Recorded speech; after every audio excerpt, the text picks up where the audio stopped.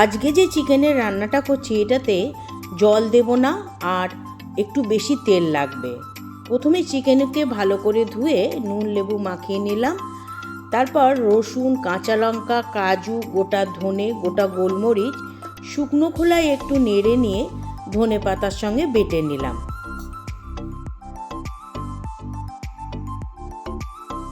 Fry প্যানে সাদা তেল গরম করে নিয়ে গোটা জিরে আর দুটো লবঙ্গ ফোড়ন দিলাম। ফোড়নটা হয়ে গেলে এবার ওতে দিয়ে দিলাম পেঁয়াজ কুচি। পেঁয়াজ লাল করে ভাজবো না, পেঁয়াজ একটু হালকা করে ভেজে নিলাম।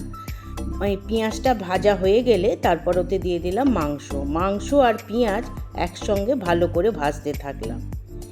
মিনিট 3 ভাজার পর ওতে দিয়ে দিলাম বাটা মশলা দিয়ে একটু নেড়ে নিয়ে চাপা দিয়ে দিলাম।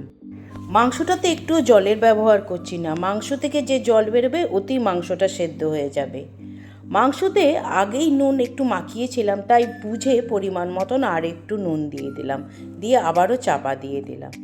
কিছুক্ষণ পর চাপাটা খুলে খানিকটা ফ্যাটানো টক দই দিয়ে দিলাম, দিয়ে ভালো করে নাড়তে থাকলাম।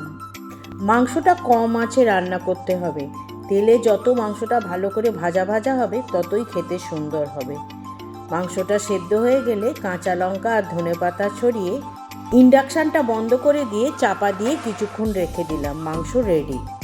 আমার রান্নাটা কেমন লাগলো অবশ্যই একটা কমেন্ট করে জানাবেন। ভালো লাগলে একটা লাইক করে দেবেন। চ্যানেলটা সাবস্ক্রাইব করা না থাকলে সাবস্ক্রাইব করে দেবেন।